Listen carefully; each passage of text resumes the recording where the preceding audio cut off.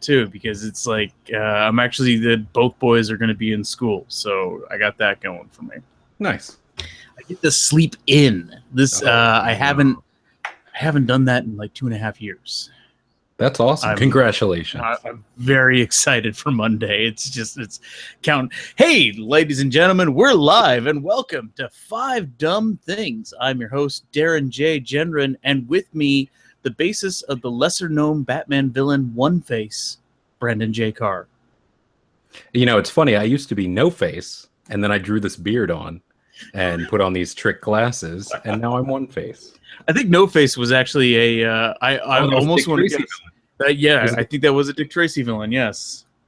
So that you were actually referencing the Dick Tracy villain, right? Was that was intentional? I inspired the Dick Tracy villain when I was born in the 30s. Yes. Well, I was just going to suggest that you seem to be very. You seem to be very. There's no two Brandons. You're very upfront. You're very honest. Like if it's a coin flip, it's always a nice coin flip. That's why that's where I was going with that. I also was going with that because today our guest judge will be the Google coin flip, ladies and gentlemen. Let's give a big round of applause for the Google coin flip. I don't know why I'm asking for a round of applause. I mean, hey, there it is. It's on the screen, so we'll be able to see that when it comes time for our decisions to be made. They will be completely randomized today. We'll see which one of us does Google like better. That's what we're going to find out. Is it going to go through our search history? Because oh God, I hope not. I hope not. Oh man, in the past week, I have been reading up so much about Hitler. So much. I can't say why. That is disconcerting. All right. Well, yeah, I'm just getting ready to join the Nazi party. You know, it's a thing. No. Cool. All right. Well, welcome to a whole bunch of new mailing lists. Oh yeah. I'll admit, like a lot of it, like it was a lot of the times when I'm doing these searches, I actually put it on safe search just because I was like, these are just weird. Like if you're writing something historical, yeah, sure, but at the same time, it's like, did I really need to know the exact size of Hitler's army through a 4-year span? Hitler's army. That sounds like a weird sitcom. Hitler's army. No. Okay. So this is what we're going to do. Hitler's army. No, that is not what we are going to do. No, we are going to fight Nazis because I think that's a pillar of the show. We are. I'm going to be controversial here. I didn't check this before you, Brandon, but I'm going to assume that we are both anti-Nazi. Yes. Okay, yeah, that is a safe assumption. Put that out there. We are anti-Nazi, but also we are pro-pop culture, ladies and gentlemen. And this is what we do on this show: is we take pop culture, we take things from movies, television, the internet, gaming, and etc., and we build cases as to what is dumb in pop culture because we love it, but at the same time, we think it's okay to call things dumb. And today, normally we have a guest judge. Our guest judge that we had lined up. He got a gig about an hour before we went to hit record. So it's just one of those last minute Hollywood things. And we'll hold no ill will towards him. We'll put him on the show later. But we'll replace him with a random number generator because, which I'm sure he'll take a look at and go, oh, okay. I can be replaced by a command in Google. Fantastic. It's not like we're using like a real coin though. I mean, is that better or worse? Is that better? I don't know. I'm sure I have a coin. We are literally making it no value, is what we're saying. Like, no, if it's a coin, like there's actual monetary value to it. We just want pixels. That's it. Not to mention effort. There's effort to flipping and catching and such that's not involved. Yeah. Okay, so let's get this started. We're going to put 5 minutes on the clock. I'm not going to lie. I just cheated and I looked at the show notes for what you have at movies. I want to hear what you have to say about that movie particularly, but I'm going to go first and talk about a super topical movie that has been out for years and years. Iron Man 3. It was on my TV viewing today because my 2-year-old, he woke up and he specifically name-checked Iron Man 3. Like, this was the movie that had to be watched today. The Sure. first words that he said to me wasn't like, I love you, Daddy, or good morning. It was, I want to watch Iron Man 3. Just there. Kid had demands. They had to be met. For him, it's currently the high point in cinema because of the house party scene, where all the empty suits, most of the empty suits are refurbished, show up and do a little fight. Like, you notice, like, the suitcase suit or the Mark 1, they don't get to join the party. I think the Mark 2 also didn't join either. Because those were definitely destroyed at the beginning of the movie. That's right. Sorry. Yeah, I actually haven't seen Iron Man 3, so all of your questions are rhetorical. Oh, so spoilers. Lots of suits show up. Well, you knew lots of suits show up, right? It's an Iron Man movie. I assume there are going to be suits. Well, there's a big giant climax, and roughly 30 suits show up, and they're all being piloted by Jarvis. And it's this big action scene where Tony Stark is jumping from suit to suit to suit to fight the villain. I guess Sure. it's and that I don't think and I like it, and like Monty loves it because he. Like, that's his thing right now is Iron Man. Like, he dressed up as Hulk for Halloween, but now he's more obsessed with the Hulkbuster Iron Man, and he's been stealing his older brother's costume because Frank was Hulkbuster Iron Man last year. So now Monty is dressed up as Hulkbuster Iron Man, and he's running around the house and shouting out, Hulkbuster Iron Man, and just, like, he does the little sounds, what he's shooting the beams out of the hands type of thing. So he's very, like, he loves Iron Man at this point, and he has a particular fondness for Hulkbuster. And his second favorite suit is the one that's called Igor, which is also known as the Hunchback, which is the really big one from Iron Man 3 that when we saw it in the commercials, we thought, whoa, did they just put Hulkbuster in there? It wasn't Hulkbuster, but it was the construction one, which I think to him makes it a little bit better at this point. Like the fact that it's basically a bulldozer robot type thing. And I want to pick this movie apart every time I see it. Like, there's a part of me that wants to be mad at it. It's the first Phase 3 Marvel movie. So it's immediately after Avengers. Is that right? That'd make it Phase 2. No, it's the first Phase 2 Marvel movie. That's right. First Phase 3 is Ant-Man. The first Phase 2. So Tony is still coping with the events of what happened in Avengers. And I think that's actually one of the better things about it, is that there's an actual human character growth to Tony having to deal with the fact that he nearly died. Right. But at no point in his coping mechanism does he think, hey, call the Avengers. Like that's sort of a theme throughout all of Phase 2 and Phase 3. Yeah, like no, it's in Phase 3 they call the Avengers. Well, that's the entire plot of Civil War. Is both sides called the Avengers. Yeah. But yeah, it's like let's see. With the Phase 2 ones, they're like Thor. They basically sent him to another planet so that he didn't have time to call the Avengers and get them there on time. That one worked for me, for Thor 2. For Iron Man 3, he's presumed dead for a while, and like S.H.I.E.L.D. had to have known. S.H.I.E.L.D. had to have tracked it at that point. This is back when S.H.I.E.L.D. was still functional. Right. Yeah, Winter Soldier, that was where you had Cap on the lam. So yeah, calling his buddies then would have been a bad idea. Yeah. That's not what I think is dumb about this movie. It's one specific scene that I can't shake right now every time I watch it. Is Rhodey gets captured in the Iron Patriot suit, and the moment he busts out, he's wearing a polo shirt and slacks. It looks cool. It's very Shane Black. It's very much like, the characters look cool while they're doing stuff. Right. That is no way military issue. It's like, at the end of the day, I keep looking at it like, he's doing this as a military mission. That's when they caught him. Like, he was working for the U.S. government directly for the president. Was he wearing a polo shirt and slacks underneath the armor? The armor, yeah. It just feels weird, right? Yeah, like when it you doesn't start to feel. see it, it's like that's dumb. Because it should have been like a gray T-shirt or a dark green tank top and like matching olive green slacks. Like that's probably what Rhodey should have been wearing underneath the Iron Man shirt, instead of looking like, you know, Miami Vice 2.0.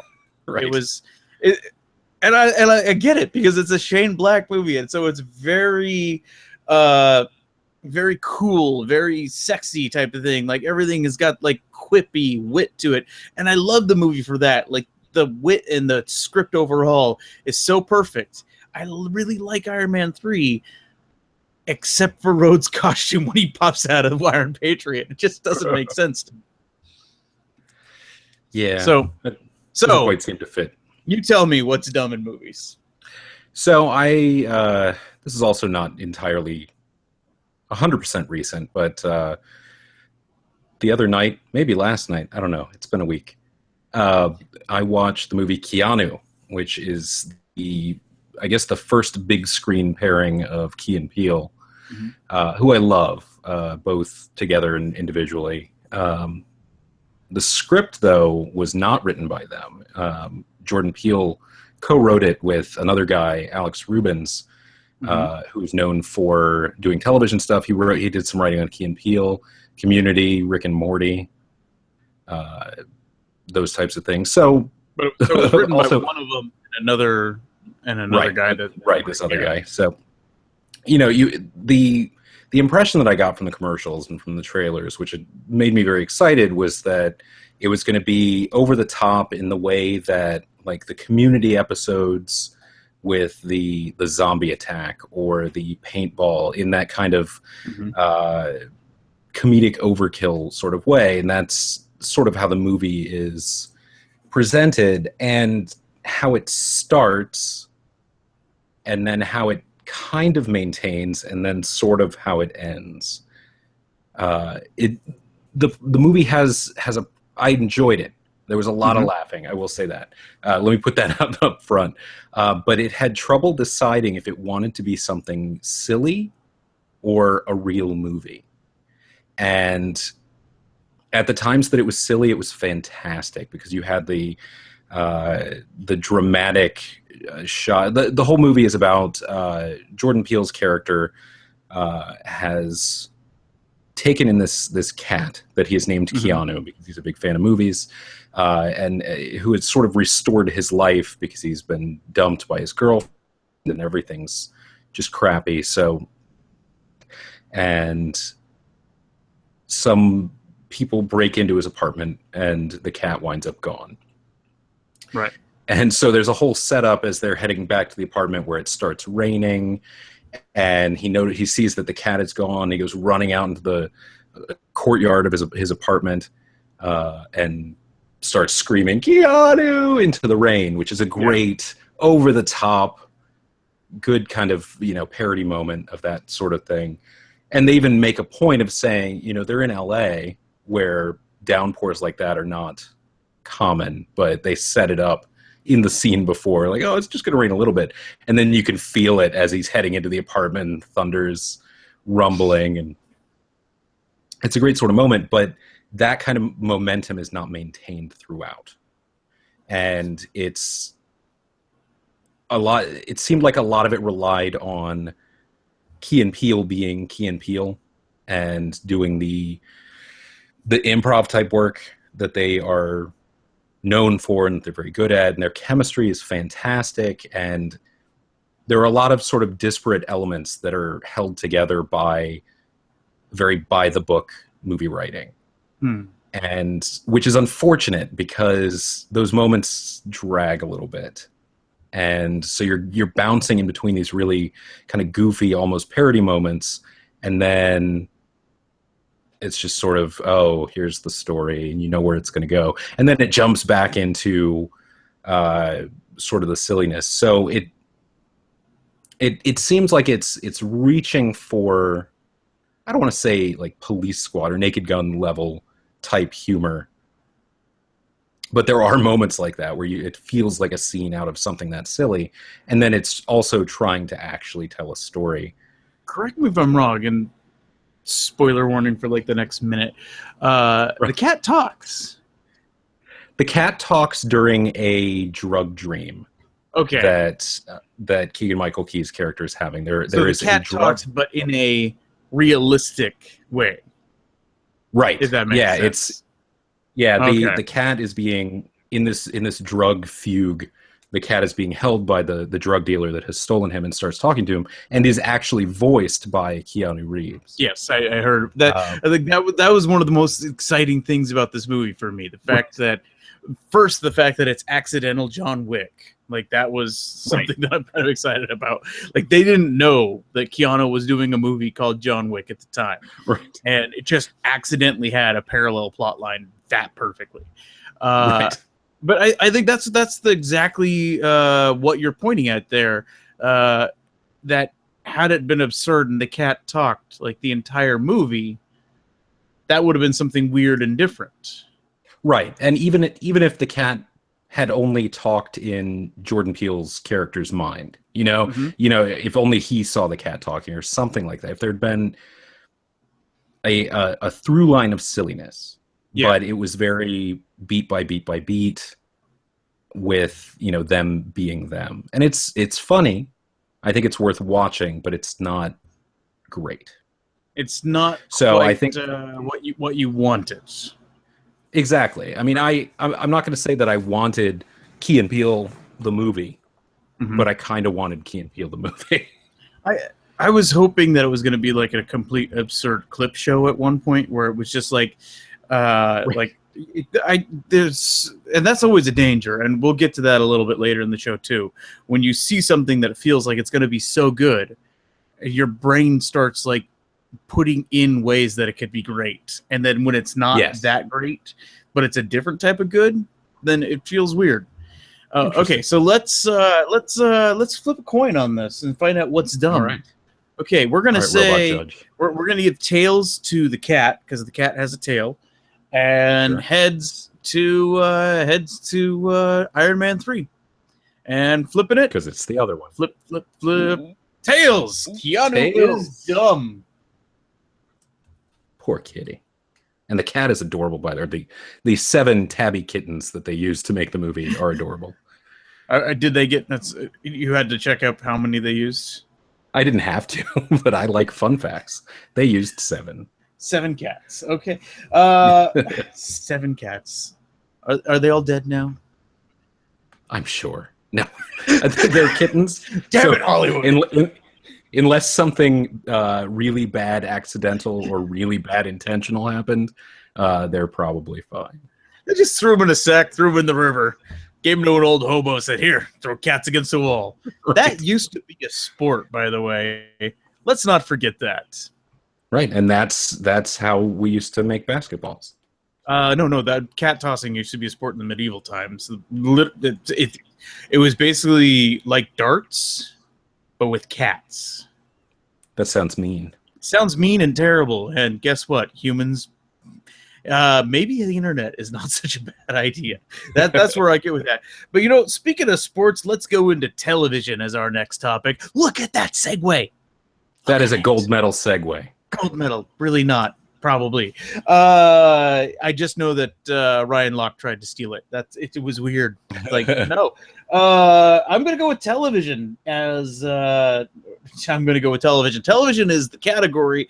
Topic I have is the NBC coverage of the Olympics, and particularly what they're saying about it this week. They actually are trying to blame millennials. It's like, these kids these days, they just don't do the TV anymore. Or maybe we shouldn't have streamed so many events. That probably diluted the primetime show that we put together.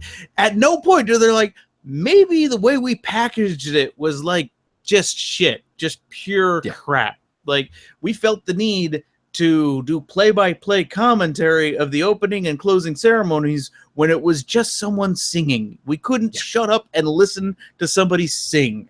We had to talk about how they were a singer and where they're from and how good of a singer they are. Yeah.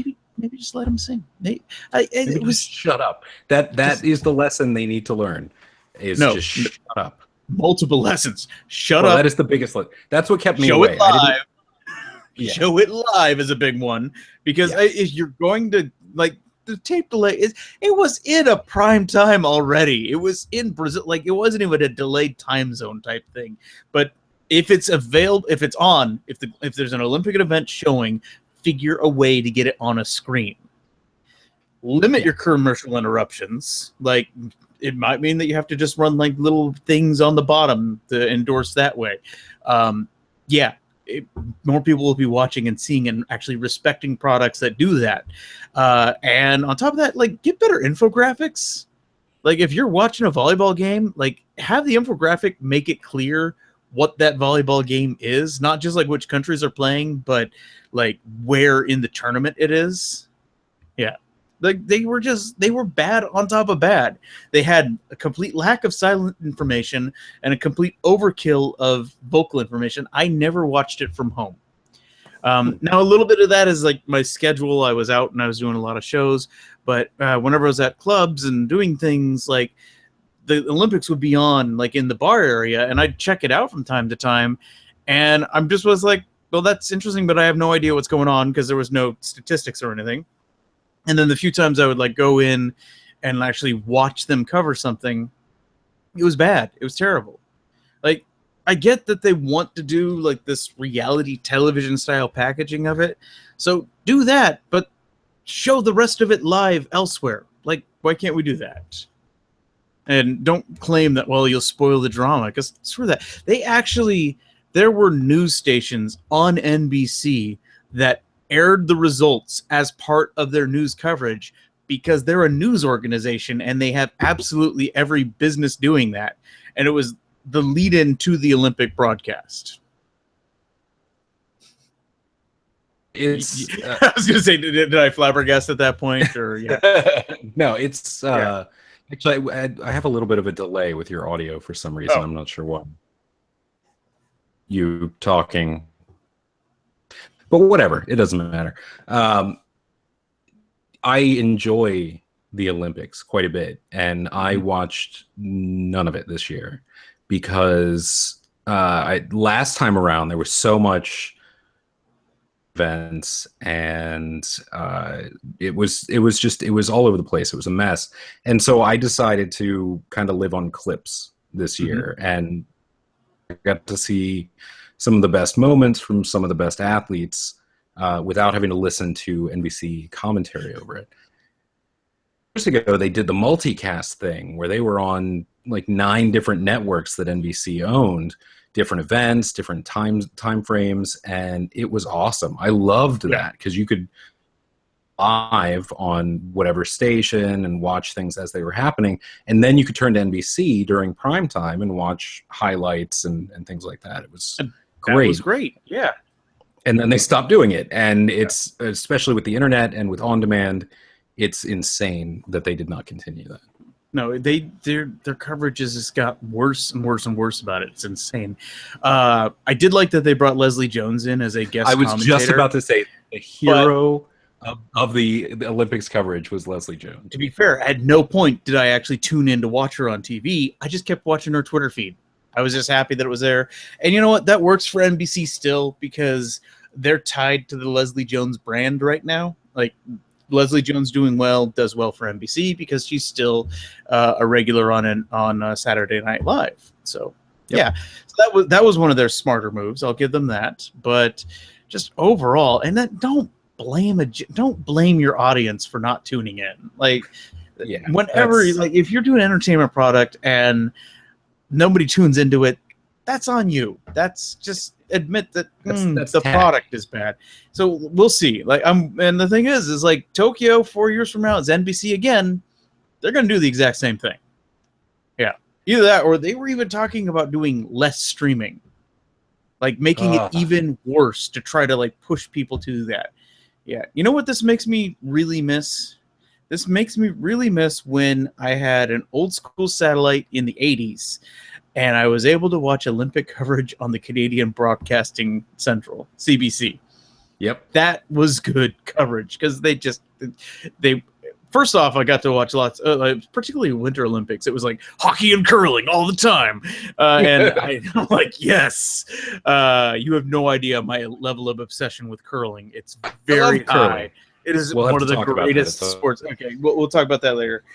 So yeah, okay. NBC, your Olympics were bad, and you should feel bad. Brandon, you tell me what's dumb in TV. So I brought this up before a while back when we were talking about casting, and now it's finally arrived as part of Amazon's pilot season, the Tick pilot. Now, my son watched it. He's 13. It's rated TV 14. So, Brennan, yeah, we might want to shut your video off. You're starting to chop up. I'll shut mine off in solidarity too. All right. You hear me? That might have made it worse. Try that again. Really? Now can you hear me? Yeah. Okay. Am I coming in through clearly? No. God damn it, no. That might have made it worse. Oh, geez. Why is it so choppy tonight? What can I streamline here real quick? Why did Dropbox open back up? Oh, yeah, I can kill some of these. Hang on. Don't close the program that you're currently in. All right, let's try that. All right, can you hear me? I can hear you. That sounds good. Okay. Cool. Yeah, I just killed a couple of my things that I forgot to kill earlier.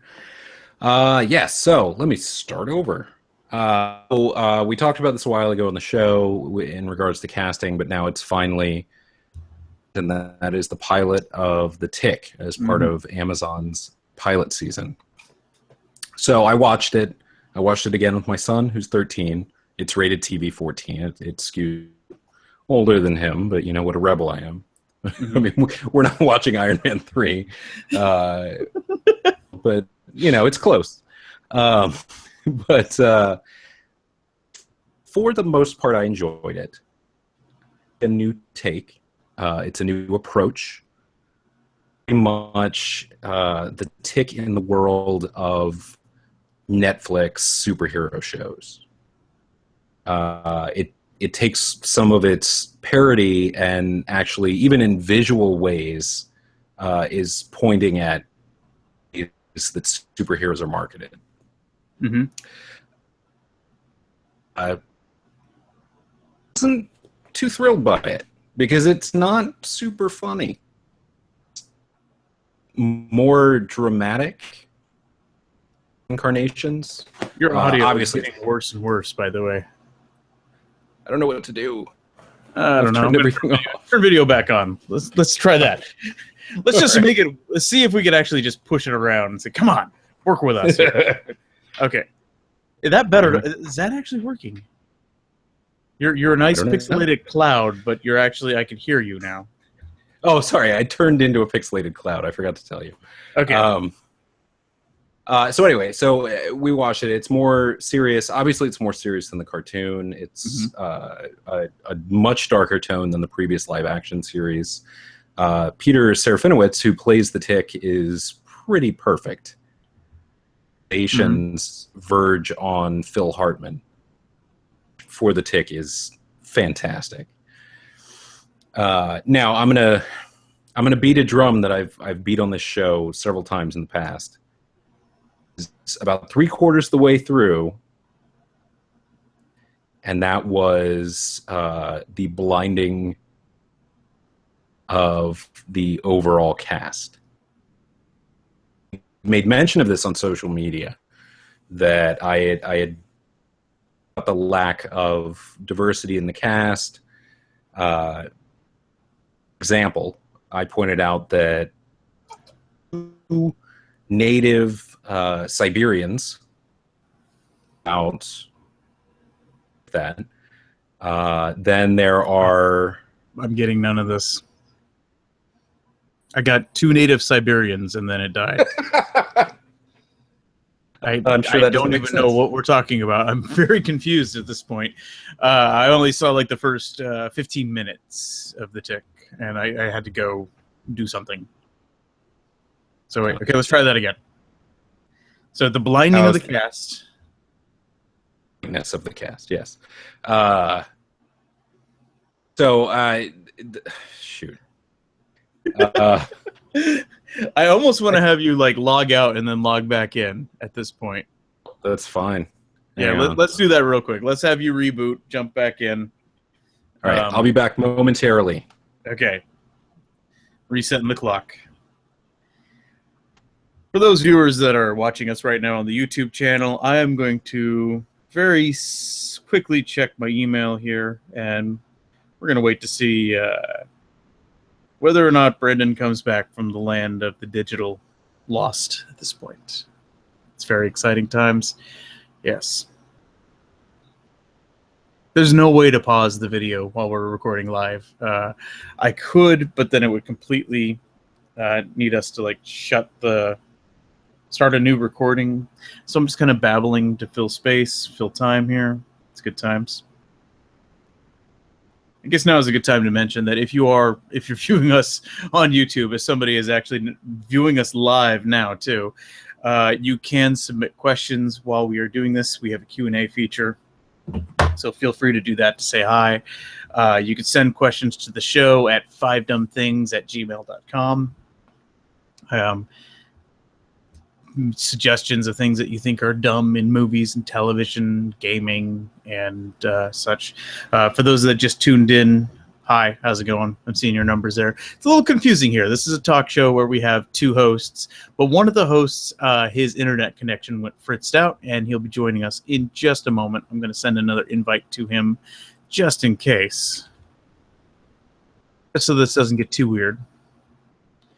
We will have him in as soon as his computer reboots. Yes. He's got the finest internet connection that rural Virginia can offer.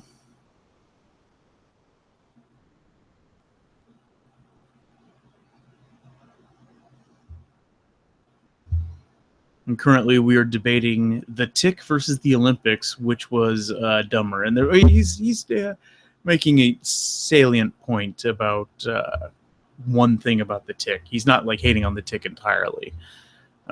Or maybe he is. I don't know. He had about 3 minutes left in his case, so he might just come in and just say, yeah, it's terrible. Nobody should ever watch this. It's good times.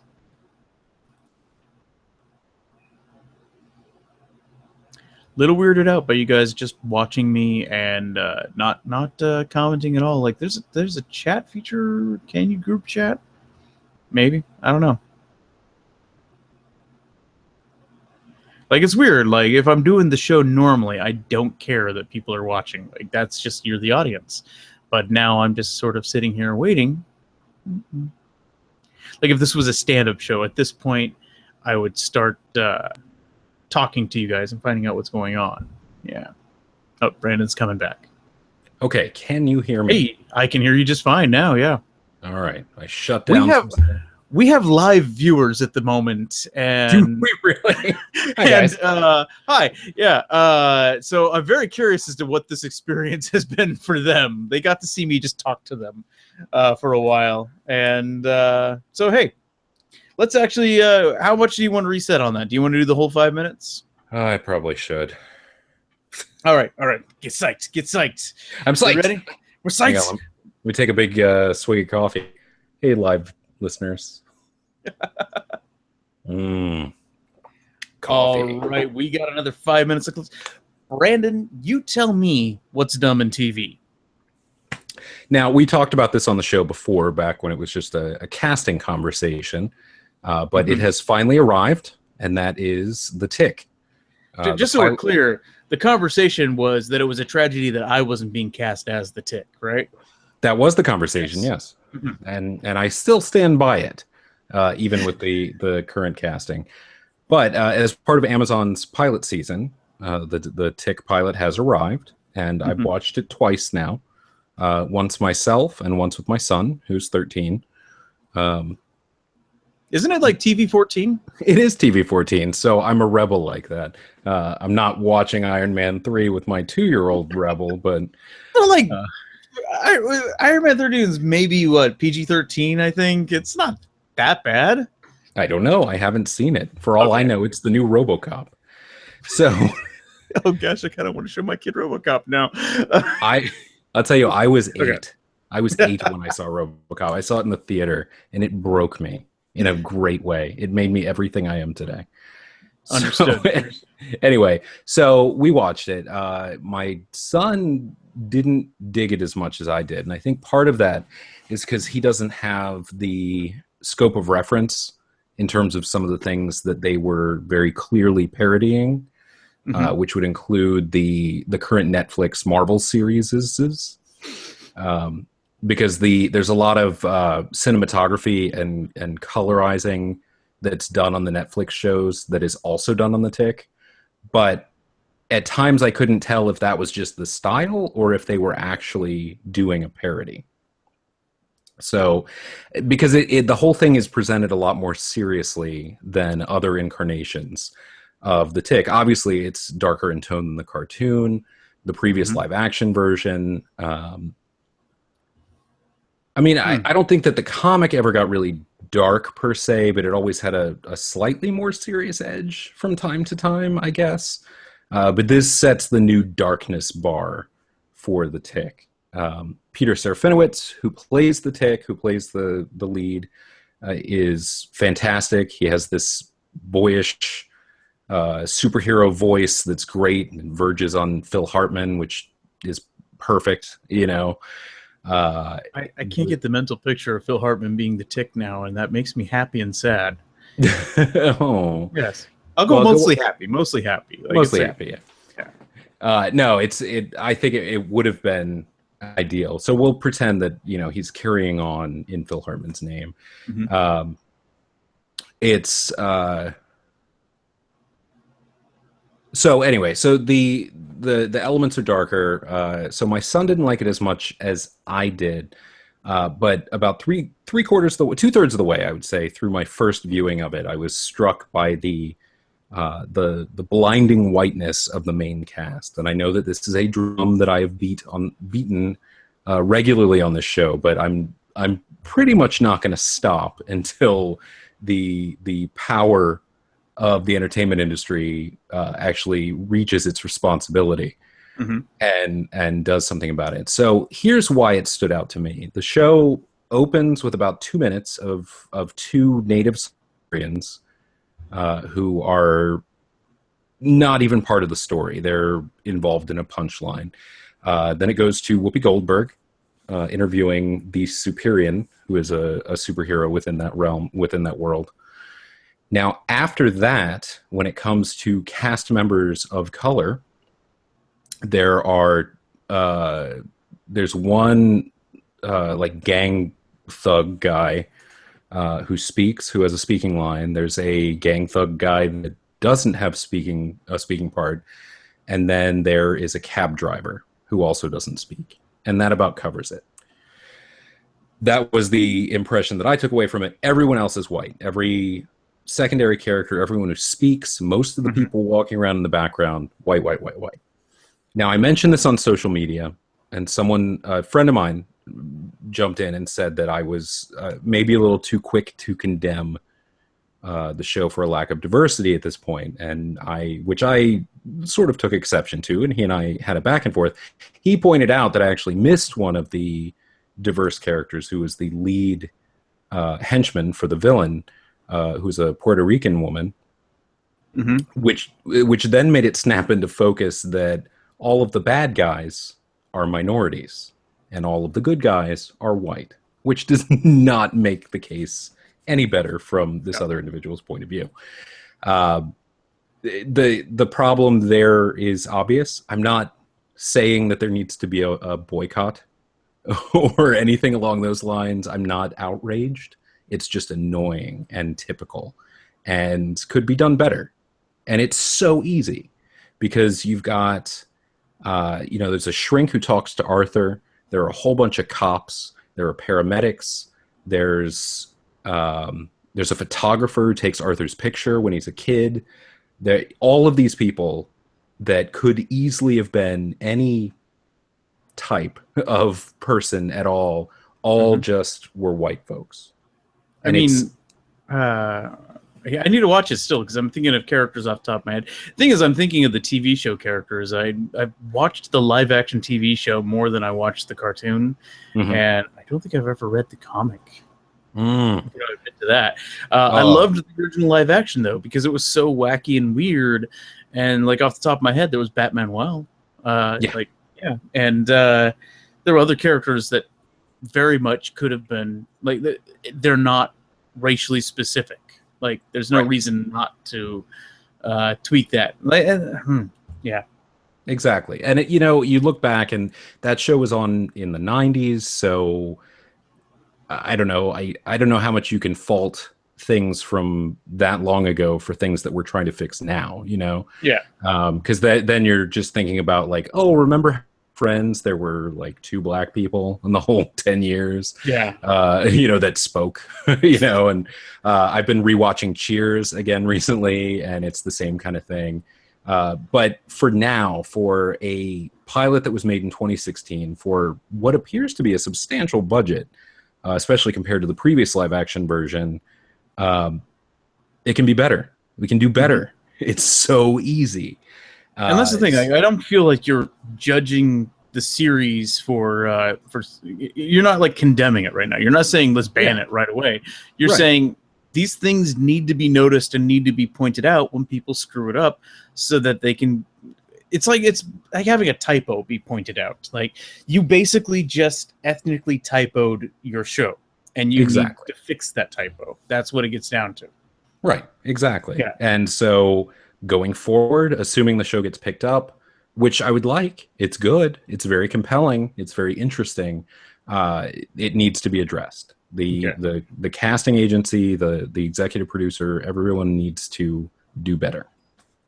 All right, so we are going to get. You want to go tails again? I'll give you your choice there. Sure. Heads or tails? You got tails. Like tails. I'll take heads. Coin. We are going to flip it. We're flipping, and it is heads. The Olympics are dumb. I can't even dispute that. Well, there's. I was going to say that this next one is definitely. I think I got one that you can't dispute, but I looked at what you have. Like, no, actually, I think we have a hearty discussion on our hands right now, don't we? Yeah, I think we do. Oh man, the internet. It's the king of dumb right there. Like, the internet is always going to give us like our dumbest possible dumbing dumb. Because what I'm going with is Harambe. Yeah. Mm-hmm. Do you know what part of the story I'm going in on this one, or? I do. Okay. And I'm going to let you go for it. Because I just put the word Harambe there. Harambe, for those that don't know, is the name of a gorilla that was in Cincinnati that had to be put down because some kid fell into his enclosure, and for safety reasons, they opted to save the human and not the gorilla. There was a weird outcry about it at the time, and probably, let's see, this happened May 30th-ish, I think? Maybe May 20th? Yeah, it was definitely late May. It was around, well, the reason why I don't know the exact date is because I forgot to look up the original article, but I'm looking up the Google trend of people talking about it. Mm-hmm. And so basically we got really started to get excited about it on May 29th. We got insanely excited about talking about it on May 31st. And pretty much by June 9th, June 10th, we were done with it. Gone. It was out of the social consciousness. We didn't care about it anymore. We had so many other tragedies this summer that were actual human tragedies that we worked on them. But the internet is dumb. Just in general, internet is dumb. And right around, we'll say July 14th, 13th, 14th, 15th, Harambe memes started to happen. There's a lot of dumb internet stuff about it. At one point, I believe there's a Church of Harambe right now, where it's, dicks out for Harambe is a thing. And like, it's like, oh, hey, it's this big funny joke, we're making fun. And like, there's a societal impact of it that I understand, that like, there's so much crap that happened this summer that maybe finding one of the dumbest stories from the summer and focusing in on it and just using it as sort of like a vent for just all the frustration of the summer. That makes sense to me. So making dumb jokes about something that is kind of dumb. And that part, I think, is okay. I really don't have a problem with it. What I did have a problem with, though, is over the past week and a half, they started sending these memes and tweets and everything to the Cincinnati Zoo. They started bombarding the Cincinnati Zoo with all these jokes and tags of it. That is such asshole behavior, guys. Like I get you could say that it's just a gorilla, but these are fairly intelligent mammals, and there were people that worked at that zoo that their entire life was working with that gorilla and like caring for them and treating that gorilla as a family member, basically. And it's basically, and one of those people at that zoo had to freaking kill that gorilla. Like, that's some messed up stuff that they had to do for their job that day. They had to old yeller someone that they could more or less communicate with better than a dog. Right. And for some reason, we felt it was a fun idea and so hilarious to throw that at that person and that zoo and those employees over and over again. No, that's not funny, guys. That's asshole. Like, yeah, there's a clear division, and the moment when you started pushing it in their face, that's when you hit asshole mode. The worst part is they then hacked the Cincinnati Zoo Twitter account and just started posting the memes from there. Oh, I didn't know that. Yeah, that's the reason why Cincinnati Zoo finally said, you know what, fine, deleting all social media. You happy? Oh. That's where they had to go with it. Yeah, the last thing that I heard from them was that they were asking for all of this to stop. That was the last thing that I heard. And the thing is like people were like, oh, geez, haven't you ever heard of the Streisand effect? Like, that's not a good idea. That's why I had to look up Google Trends, because this is the level of assholery that was happening. The peak memeage that they were doing before they asked to stop talking about it was at about 60% of the amount of mentions happening on the internet when it died, like from the peak at its death. Does that make sense? Right. Yeah. If you set 100% as the peak of when, like 2 days after Harambe died and was shot and everyone was obsessing about it, that level of internet firestorm, we were at 60% that of just stupid people. Yeah, right now we're at 80%. Yeah, there's a little bit of a Streisand effect there. But when you guys managed to make it, and I mean you guys, the dumbasses on the internet that might even take offense to that, they went from 3% to 60% just for their dicks out for Harambe joke. Like, and the worst part is like I looked at most of those, not most of them, I looked at some of them, to be honest. And like I read over it and I realized right away, like, oh, this is the type of joke that somebody makes when they're not actually funny. Right. Like, this is just find that pop culture button, push it, and oh, I'm funny, I'm edgy. Like, no, you're just stupid. You're a parrot at that point. Right. And that's how a substantial portion of like memes and stuff on the internet are anyway. Yeah. So true. Yeah. I mean, it's sad. But this one in particular is one of those ones that directly hurts people. And yeah, it's the fact that they don't want to accept that. That's bull. That's dumb. Yeah. And it's, you know, it's the whole thing is ridiculous. Also, not only did they work with this gorilla and they knew its temperament and it was part of the zoo family there, but Harambe was also part of the larger global extinction eradication program for his type of gorilla.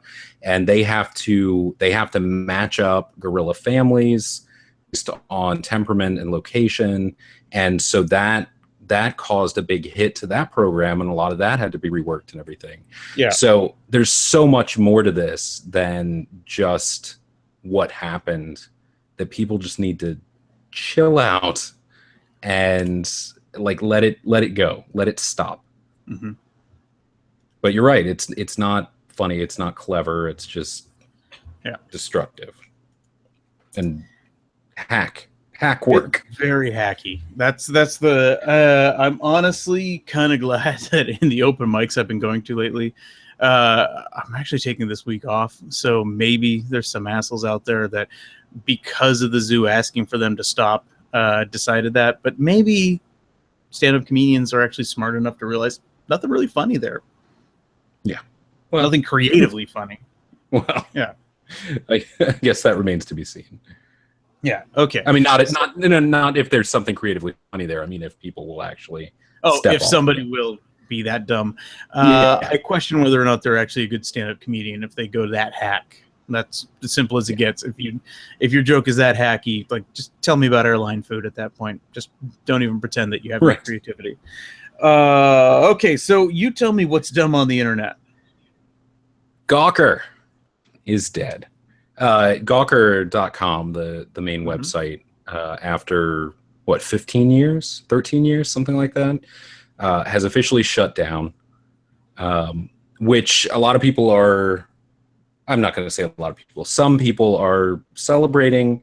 Some people are bemoaning because of the circumstances, and it's more divisive than I would have thought. But I think that the circumstances around the demise of Gawker are what is causing an issue. And for those who may not know, Gawker was one of the first websites to replace news with blogging. It's the godfather of BuzzFeed and anything that can make an article out of anything. Right.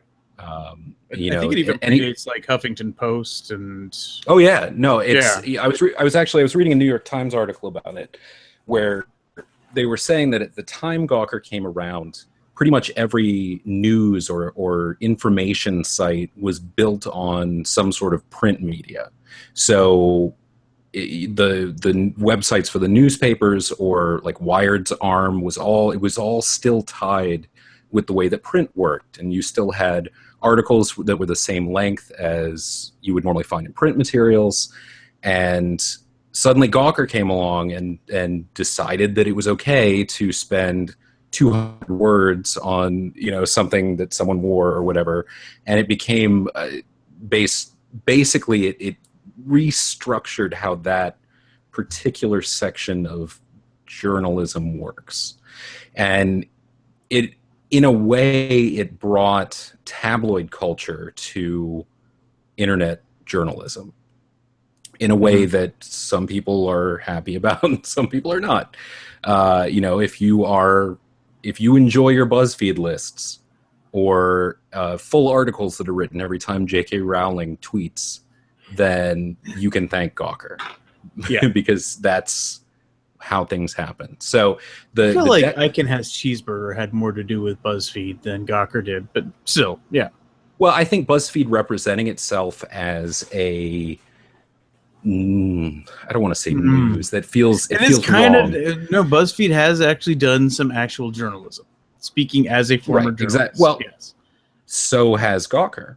So it's it was more of a media company than a journalism outlet.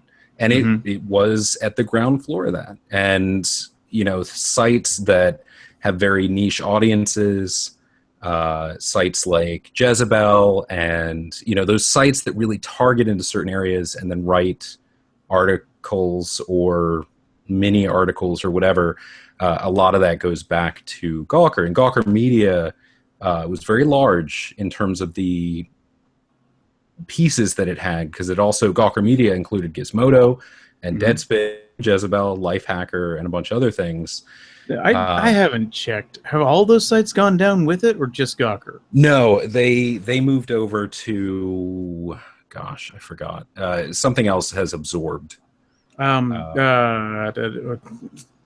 blanking on it. But basically, I can't think the basics of the case was that they pissed off a rich person. Yes. They then managed to what was the case again that Hulk Hogan had against him? Was it defamation or was it libel? I don't know what the exact legal determination was. I can't remember what they caught them on. Basically, the rich guy didn't have a case against Gawker. And so he funded other people's cases until he found one that sticked. And then he got the founder of Gawker to reveal that he's a horrible human being on the stand. Right. Which pissed off the jury, which made a huge settlement in Hulk Hogan's favor. And it's worth noting that this rich person in particular, Peter Thiel, who was a co-founder of PayPal and a few other things, they pissed him off 9 years ago. Yeah. And he's been funding lawsuits against Gawker.com for 9 years because of this grudge. They basically, it was a dumb article that Gawker posted, and Peter Thiel didn't like it. He's worth billions of dollars because he was an initial investor in Facebook. He's in the social network, as a character. So he got mad. He held this grudge. He's been funding things. They published a sex tape, or at least a portion of a sex tape that Hulk Hogan was involved in. And the case was weird anyway, because it was talking about whether or not the sex tape was newsworthy in a constitutional protection kind of way, whether or not Hulk Hogan's privacy was allowably compromised because he's a public figure. So there were a lot of elements that went into this lawsuit and sort of the precedent that could potentially be set as a result of it. And in the end, Gawker lost a lot of money as a result of it. And that's pretty much why they're going down, because they lost all of their funding and their reputation. Just to be clear, it was invasion of privacy, infringement of personality rights, and intentional infliction of emotional distress. Right. Yes.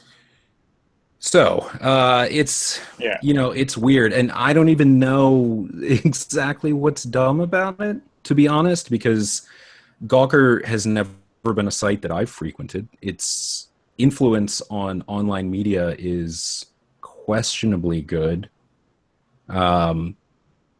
It's the whole situation is the crossroads, the place in between journalism and the constitutional protections that come along with it, and then tabloid culture and maybe the lesser protections that go along with that. But what it all comes down to is it okay for a billionaire's crusade to take down what is being referred to as a news outlet? Is that okay? Yeah. And so I think that whole conversation is probably important, because then you start talking about, well, it's free market. This guy has all this money and they're kind of news, I guess. But, what if next he doesn't like the New York Times or the Washington Post or actual news outlets? Like, precedent is a thing in the legal justice system. Like, that's a dangerous thing to be setting in cases like this. Yeah. Yeah. So I think that probably overall, the demise of Gawker, despite their missteps, which are clear, is dumb. God, I wish they would have done it under the California girlfriend revenge law. Like that. Like, I'm looking at this. Oh, and if that had been the law, like, I would have 100% been like, yeah, that's. Take them down. They deserve to go down. They broke the law. I have such a problem with this, because the laws that they sued under, and this is me feeling I didn't pay much attention to the case. I did pay a little bit of attention of how, and this is the huge problem about it, is that the actual thing that ruined the case for Gawker was the guy. What's his name? Was it AJ? I don't even. The guy that founded Gawker, like, they put him on the stand, and he's just enough of a douche. He didn't take it seriously. He didn't listen to his lawyers, and he was so unlikable that 12 people who probably didn't study media law decided to add a whole new section of media law for us. So that's fun. Yeah. It's a can of worms, to be sure. And this whole situation is going to be discussed for a very long time, and especially how it applies to other types of media outlets. So I guess we'll see.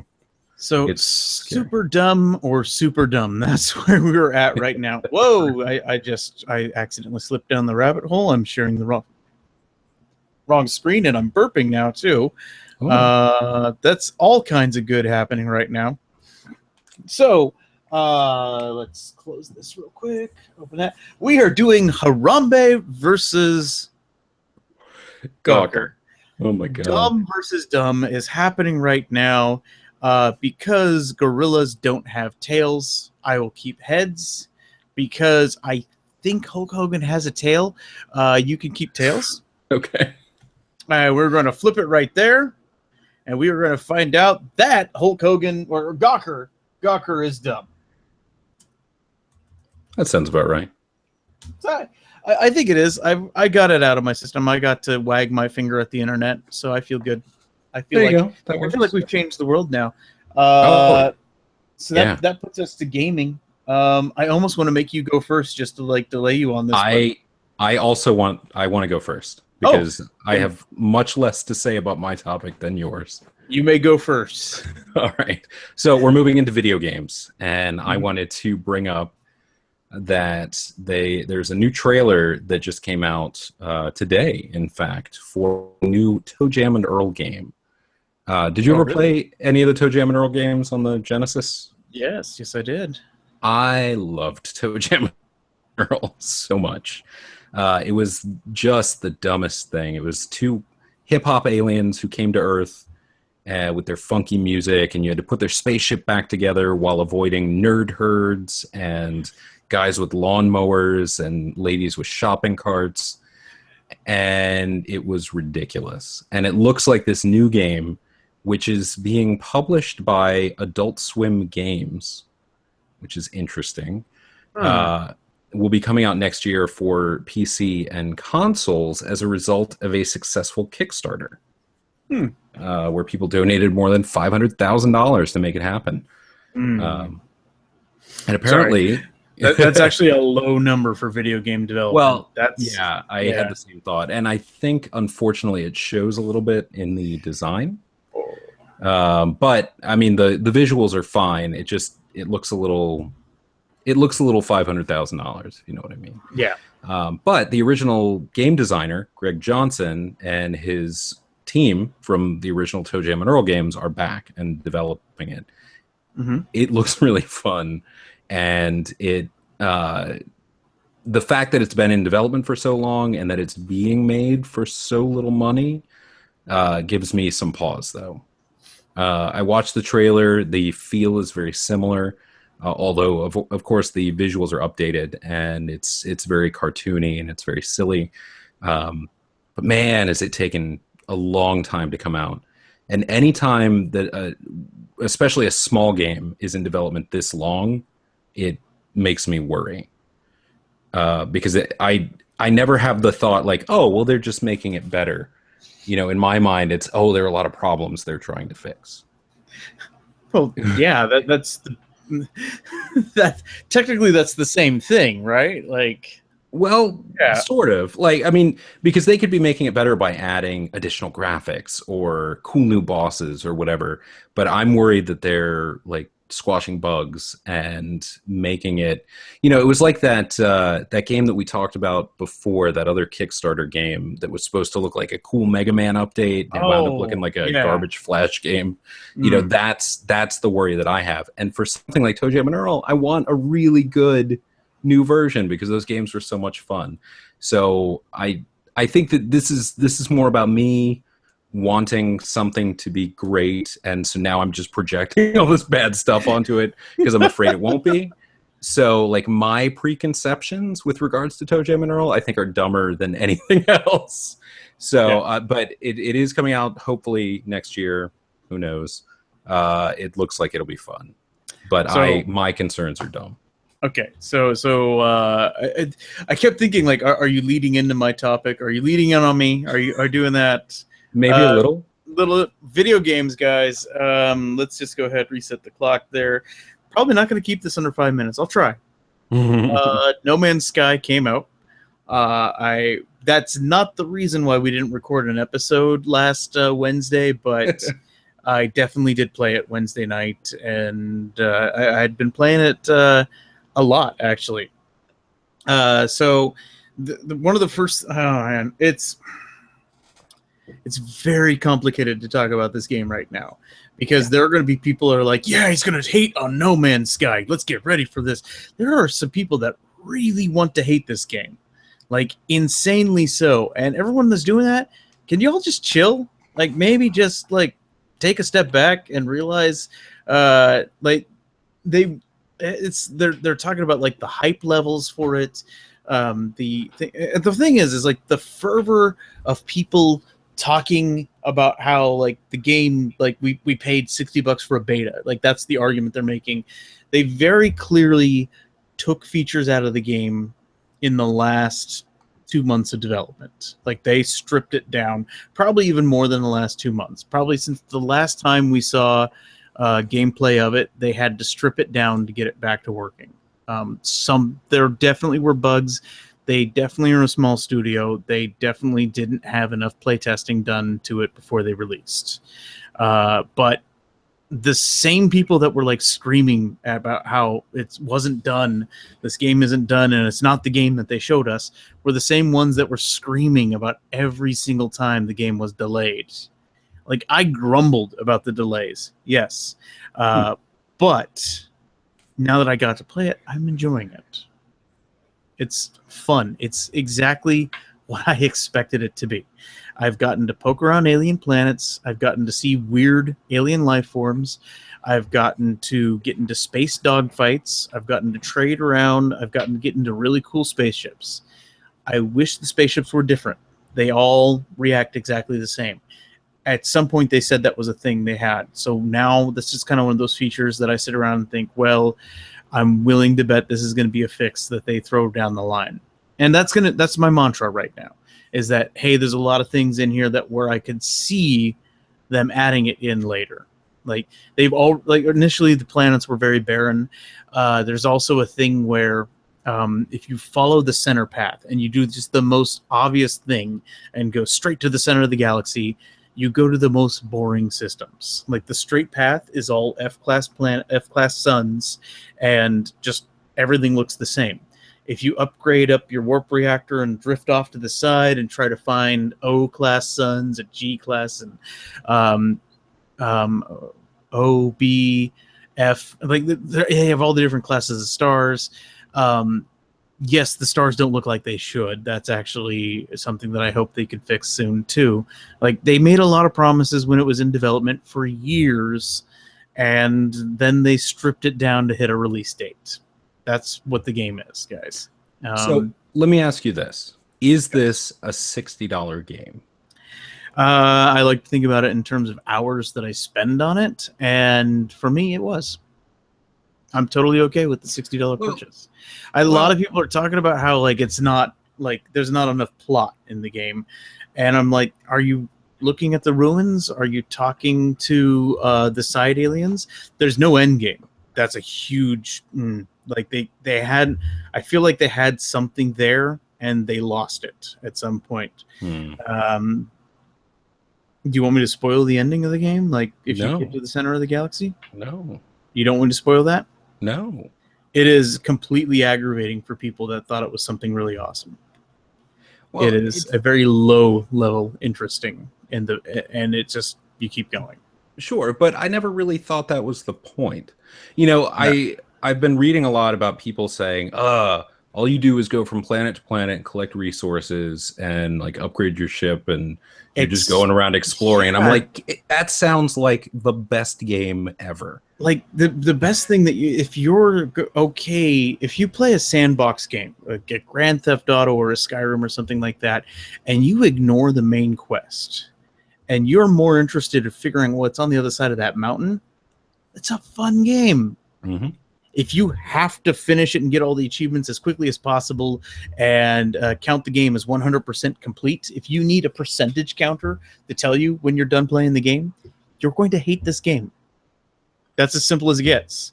I do want to complete 100% the achievements thing because I have my own personal mental issues where I like things to be counted as complete.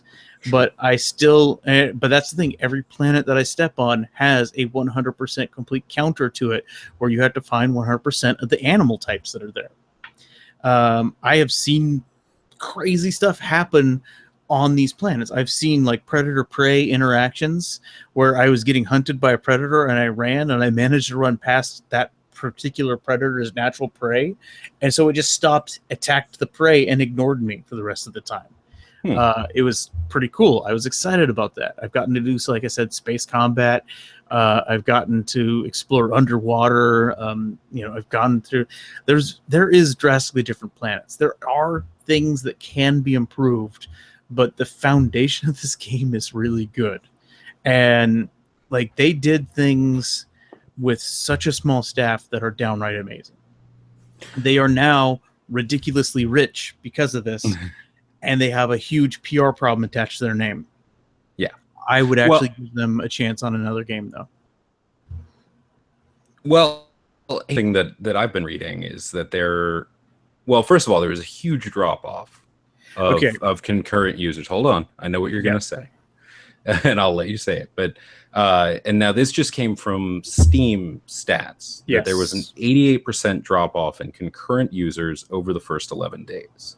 And then that same article, if you were looking at the PC Gamer article, talks about how that's normal. That's not huge. And then it lists what was the one in particular? Oh, Aliens Colonial Marines, which was a colossal failure. Yeah. Saw a concurrent user loss of 85% over its first month, which is a lot longer than 11 days.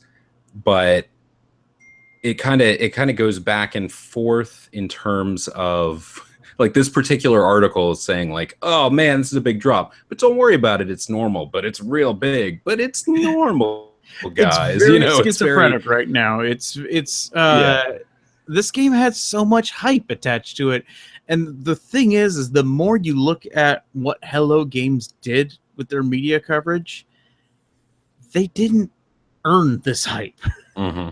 If this makes sense, like this is a case of the media and the gamers collective in general getting really excited about this game, thinking that you could do anything with it.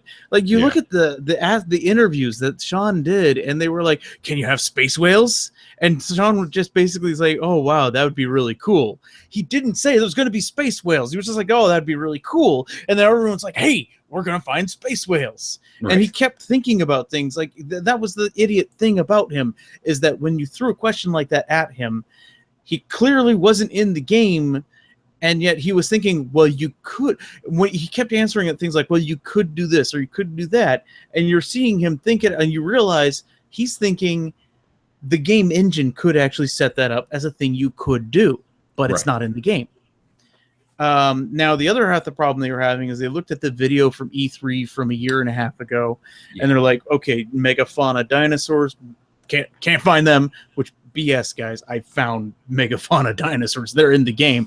They're a rare thing that you find because and there's actually a plot reason why you don't find mega-sized animals on everything. You don't find other civilizations. Like Okay, spoiler. The goddamn Sentinels are raising everything that gets too big or too powerful or too greedy. Like if you get a certain level of intelligence, they don't like you anymore because the Sentinels are controlling this universe. Like that's part of the plot. The plot isn't like given to you right away to follow, but it's there if you like poke around at it and you find it. It's that part is frustrating to me. It's very much rewarding the people that meander. Yeah. So I did read some people a potential lawsuit as a result of what was being promoted. Okay, first off, like some people I love the people that are like, I played this game for 10 hours and it's like how? Like that's something that really bothers me. Like you could like so you people who played it clearly like can they hate play a game for 10 hours? That's something that boggles my mind. And yeah, apparently they can. Thanks, internet. You're terrible. Yeah. And yeah, like people are like demanding like there were a lot of refund demands and things like that, and people were freaking out.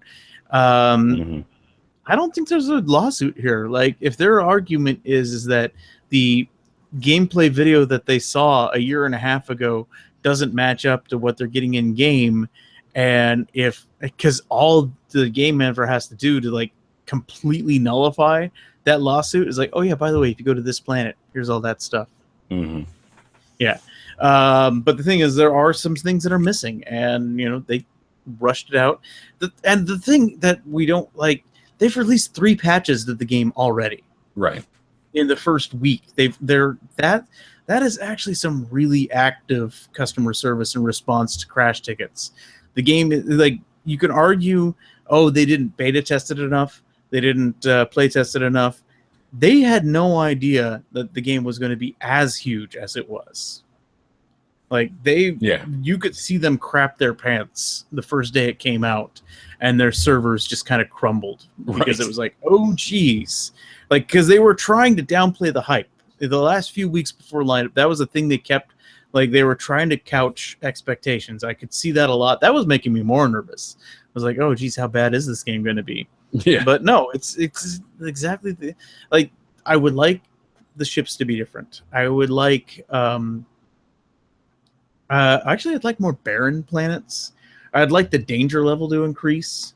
There's some other things like the portals aren't active. People have found portals, and that's the thing. Like they're finding things that were previewed, but they're altered at the moment. So they're like shut off because they're just trying to get the game running for all the different platforms. Yeah, honestly, if they basically said, you know what, PCs, we'll give it to you next year, and they just focused on one platform, just the PS4, the PC people would have still been crying out in pain, but it would have been a better game. Yeah. And that's something that PC gamers don't want to admit. Like, PC gamers in general, I love you guys, but you want to, like, the fact that the PC master race is a thing that you guys call yourselves proves how stupid you are at times, because there's so much, literally, biodiversity in your PC rigs that it's almost impossible to put solid games out that work for every single system. And yeah, like the fact that the PS4 one is running better, and then people are like claiming, oh, but the PS4 one crashes just as much. This whole situation, this is what's dumb about it for me.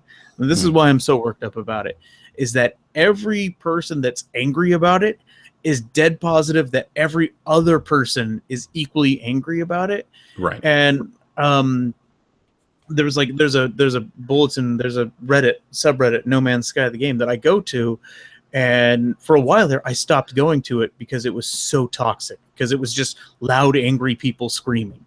And finally the mods, they like said, you know what, no, just do that elsewhere. Like, let's actually make this a fan mod page, like moderated fan area. And so it was people just talking about what they liked about the game, and finally that felt good again, because it was like, hey, I feel like I'm picking the wrong political candidate for admitting that I like playing No Man's Sky at this point. Like, I was going to stream me playing it, do it like a Twitch of it. And then I was like, God, I'm just going to have people screaming at me like I'm in the tank for Hello Games or something like that. Like, no, I just like poking around planets, and like the ships are gorgeous. They look great. The space combat is fun for me. Like, yeah, there's weird things in it. There's things that can be fixed, but I can see them fixing that in the near future. Like, this is the guy that helped put together one of my favorite all-time games before No Man's Sky, a game that I still play from time to time, and that's Burnout Paradise. Oh, like, really? Oh, really? I love that game. Yes. So his track record, I trust the guy. Like, yeah, he doesn't work for a giant studio anymore. That's not a thing. Maybe he will, or maybe he'll just, like, I'm honestly surprised at this point they just don't say F it, close up shop, and say the version of the game is the name you get, and they just roll around in their money pile for the rest. Like, that's to me where I would go with it at this point, because they're a small enough team. They've made enough off of that initial overhype that happened. Yeah. Like, if they were doing a money-making scam, if they were twirling their mustache, that's what they would do. They'd buy their own private island and just say, fuck it, we're done. Yeah. Yeah. But no, they're still working overtime, fixing bug fixes, and working on adding features back into the game. So can we just relax? Some of us can we admit that we like the game? That's all. I can relax. And you know what? When the next big 75% off Steam sale rolls around, I would will actually join the recommend it fold. at that price. Yeah. Like, yeah. Like, if you haven't been obsessing about this game for 6 years, and if you, like, I've already put 60 hours into it. Like, I put in a lot of time into the game already. My sons watched me play it. Frank got to put his first hour in the game on it today. Nice. I've made him, like, he learned enough to read, enough reading of it to figure out what words needed. I don't know how to talk, but you know what word needed now, so he played game. Well, maybe he can teach you. Yes. How words work. Well, you have to learn 3 different languages, and you learn it a word at a time. No, I know. I saw that on a playthrough video, and I thought that so was much. really cool. I know. The thing is, like, again, every problem that everyone has with this game makes it sound amazing to me because, you know, I'm the kind of person who I have put so many hours into Minecraft of just digging around in the dirt and finding materials and building stuff. And being able to just do that, flying around from planet to planet, getting raw materials, working on my ship, awesome. Like, that sounds great. I'm at the point in the game now that I really don't need money, but there are some planets that they'll be like super toxic, and they'll have like these vortex cubes or these pearls or things like that, that the moment you touch them, just to pick them up and put them in your inventory, the sentinels give you a 3-star warning and they instantly attack. I will mine those planets just to mess with the sentinels. Nice. And the thing is like, I'm still, and the people that talk about like there's not enough danger and stuff like that, they can very easily fix that, because the moment that they just need to fix the sensitivity of the sentinels is what they need to do. They needed to call the alarms a lot faster, and that will make it a lot more dangerous, because I've yet to survive a 4-star encounter, and it can go up to 5, and I'm trying to survive a 4-star enough just to find out what the 5 does. Interesting. Yeah. See, I don't need the danger. Just flying around from planet to planet, digging around in the dirt. I'm fine with that. That is perfect. Trading ship from ship to ship. Oh, reading lores of ancient civilizations. Yes, exactly. I mean, yes, absolutely. Yeah. It's a very calm game at times, and then you can just decide to be crazy about it. By the way, if you want to do calm, don't keep anything valuable inside your ship. Right. Because the moment you fly into space, the pirates will attack. They sense valuable. Yeah. That's interesting. Okay, so we will do heads for No Man's Sky, tails for Toe Jam and Earl. Right. We are flipping it right now. It is going to be heads. No Man's Sky. Particularly, just so we're clear, the fact that people are like so aggressively angry about this game, that is dumb. That's dumb for me.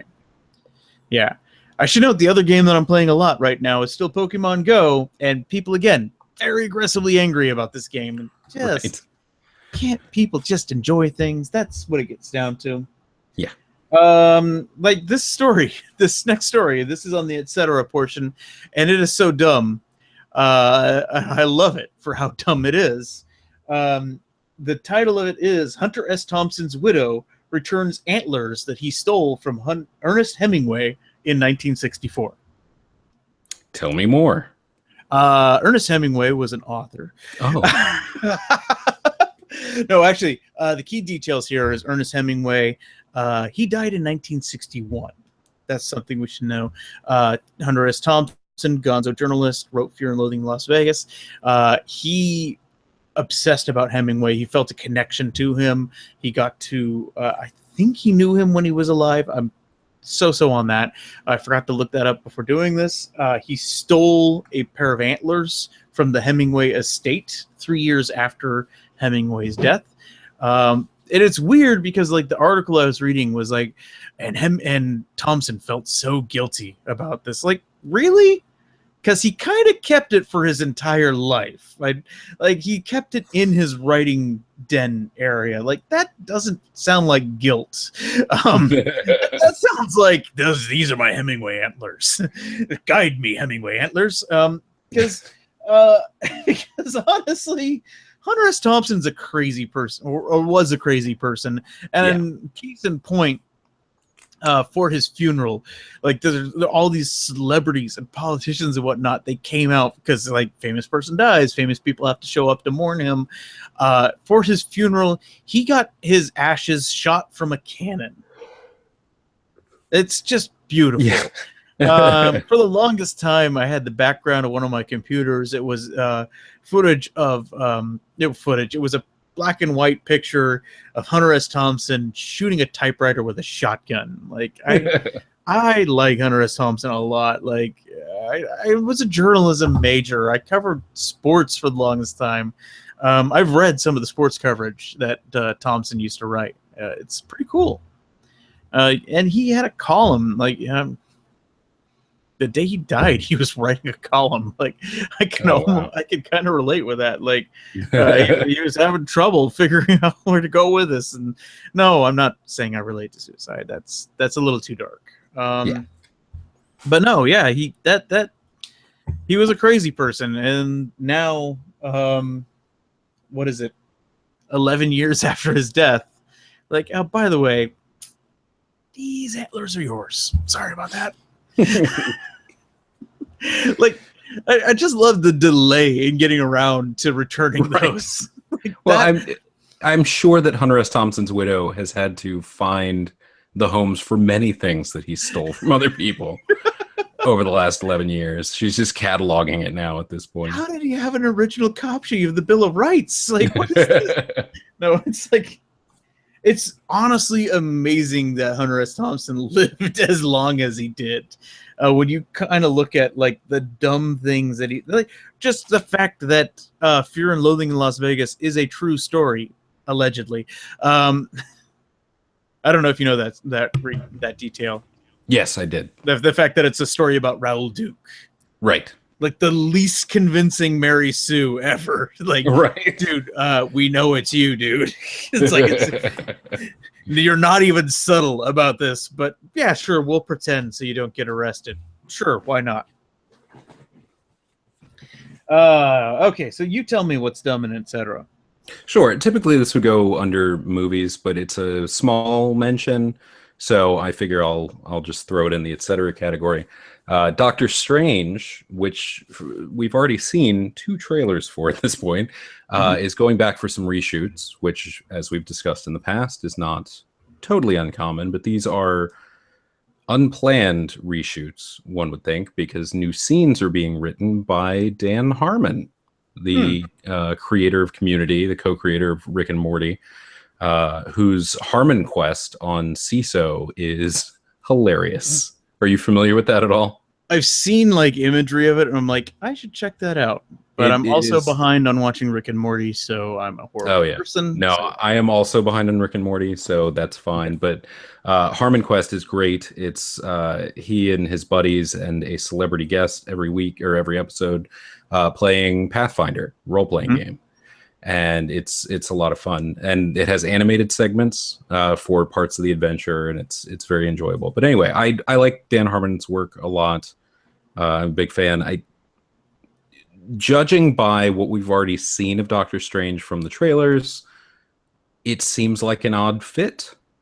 I, in general, however, trust Marvel's judgment especially in terms of bringing in people who are not conventional for these types of things. You know, their original involvement of Edgar Wright with Ant-Man, Jon Favreau doing Iron Man was almost crazy at the point that it was done, but it was perfect. For that matter, me gushing about Shane Black on Iron Man 3. Yeah, exactly. Yeah. So I think that they'll find a way to make it tonally work. And if that brings Dan Harmon into the Marvel Cinematic Universe fold, that would be great, because there are things that I think he could probably do well over time. But, you know, unplanned new scenes being added for a film that comes out, what, next year, early next year? that they've already given us 2 trailers for is a little strange. That was awful. But anyway, I'm November. making noises right now.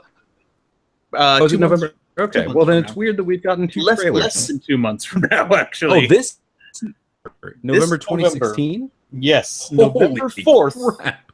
November 4th, 2016. That's nuts. That's a little bit of a nail biter. So, okay, so apparently these reshoots have already happened. Okay, so this is not something that is coming up. They already added these scenes in. So that's good. But I have a feeling it's for the sake of bringing in some humor to the film, which may or may not be good. I don't know. We'll see. But anyway, I just think it's interesting. I always worry about last-minute-ish reshoots. But we'll see what happens. So I would say throwing in reshoots this late in the game when the movie comes out in a couple months is dumb. I'm trying to find out when these reshoots happened. Yeah, I'm trying to do that. I'm looking multitask. through it, and it does look like it happened, but was called in right additional scenes after. So this could have been months and months ago. This could have been and it's just so weird that like tonally, like who is actually the Helmer on this one? Who is? Now that's what I'm curious about. Like, who is the director? It's Scott Derrickson. So who are you, Scott Derrickson? What are you known for? The hell? A ton of horror stuff. The Exorcism of Emily Rose, Sinister, Deliver Us from Evil. Interesting. I did not realize that. That like he is like 100% horror movies, and then Doctor Strange. And it's Doctor Strange always struck me as something that would be difficult to pull off on the big screen until I saw Ant-Man. And there's the whole sequence when he goes subatomic. Yeah. And it was so like Steranko, weird, strange astral plane done, in that kind of fashion. It worked visually. I was like, oh, okay, well, this can totally work. Never mind. Yeah, they can do weird. Like, I love it when they lean into the weird too. Like that's when they start to remember. Oh yeah, comic books. That's what we are. Right. Exactly. Yeah. So what are we saying here? We're saying 100. Let me go to my screen share. Magic coin. I'll take heads for Hunter S. Thompson, and you'll take tails for Dan Harmon. And we are going to flip it, and tails.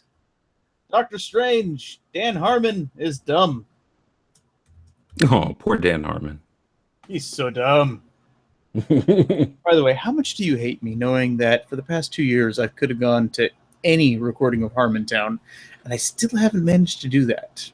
Well, there are a lot of reasons to hate you, but that is the least. That one is the least. Yeah. Okay, not the least, but it's down there. So to recap things, ladies and gentlemen, we've decided that Keanu is dumb, the Olympics is dumb, Gawker is dumb, No Man's Sky is dumb, and Dan Harmon is dumb. That one felt a little dirty. I know. Not gonna lie, that one felt weird. Like the fact that I'm keeping that joke going just to like, I don't think the Google coin is gonna be like, what? I didn't say that. Like, yes, you did, Google. How dare you? Do we have follow-up dumbness? I don't. This is what happens when we take a vacation. Like, have we talked about anything ever? I don't know. I don't remember a single thing we've ever talked about on the show, other than racism in Hollywood and No Man's Sky. And No Man's Sky. I haven't mentioned Hamilton once. Oh, there it is. I think I'm just gonna go watch Deadpool right now. So it's all good. Actually, you know what I really am really seriously thinking about doing the moment I like hang up the phone on you here? as if this is a phone. Right. It does have the little phone icon though. True. I'm holding a handset. Is that not how this works? The phone hang up icon that doesn't look anything like any phone that's currently out today. Right. Yeah, it's just like put it right next to a little save disk with a 3.5 floppy. Yeah. Okay, so I am gonna go watch Stranger Things. I think. Oh, I think that's a good idea. I think that's a fine idea. Yes, because it's gotten to the point now that the fan art for it is starting to pop up, and it's so good. There's so much good fan art, and I'm just like, what is this? It doesn't make sense to me. I'm like, okay, fine. The thing that finally did me in is I was staring at it was a Gorillas and Gorillas Stranger Things mashup, and I had to stare at it for so long to figure out that it was a No Man's Sky thing. No Man's Sky. No, fine. I'm going and I'm playing No Man's Sky for another 5 hours. That's what's probably. That's what I thought you were gonna say. All right, let's do our shameless plugs real quick. This September at the Long Beach Comic Con, I'm going to be performing in a stand-up show called Cosplay Comedy. Yes, what are ladies you going and gentlemen, to be dressed as? I will be Voldemort. Nice. Yes, I'm. I got to figure out a way to disguise my nose. That's I was my current problem, because it's not only does Voldemort have no nose, but I have a particularly dominant nose. So I'm either gonna I'm gonna have to find like some prosthetics. I think I can do that, because I think if I just do white face paint, I'm gonna be Uncle Fester, right? Or just a mime. Yeah, like a sad I mime. will shave down for it. I will. Get the hair off. All the way? I think I can all the way. Yeah. Top to bottom? Yeah. All right. Accuracy. I'm going to keep the eyebrows, though, because I got some like crazy eyebrow wizard hair growing out of my eyebrows that I love too much. And I'm worried if I shave my eyebrows, they won't grow back as crazy. Just throw some grease paint on it, like Cesar Romero's Joker mustache. Exactly. Which, by the way, still my favorite thing about the Batman porn parody is the fact that the actor decided to grow a mustache to grease paint over to be Joker properly. That is incredible and weird that you know that. That's just, yeah. Okay. Do you have anything that you would like to shamelessly plug? No. No, just no. All right, ladies and gentlemen, next week we've got a really awesome guest. Our judge is going to be Jay Washington. He is a former pro wrestler, a current actor. He was in Spike Lee's Chirac, and he's also a very talented stand-up comedian. He is one of those guys that when he goes on stage, like, you have to pay attention to this guy type of thing. Very much one of my favorites, so I'm excited to have him as a guest judge. So in the meantime, subscribe to us on iTunes and Stitcher. And for Brandon J. Carr and guest judge Google Coin Flip, I've been Darren J. Gendron, and we've been really, really dumb.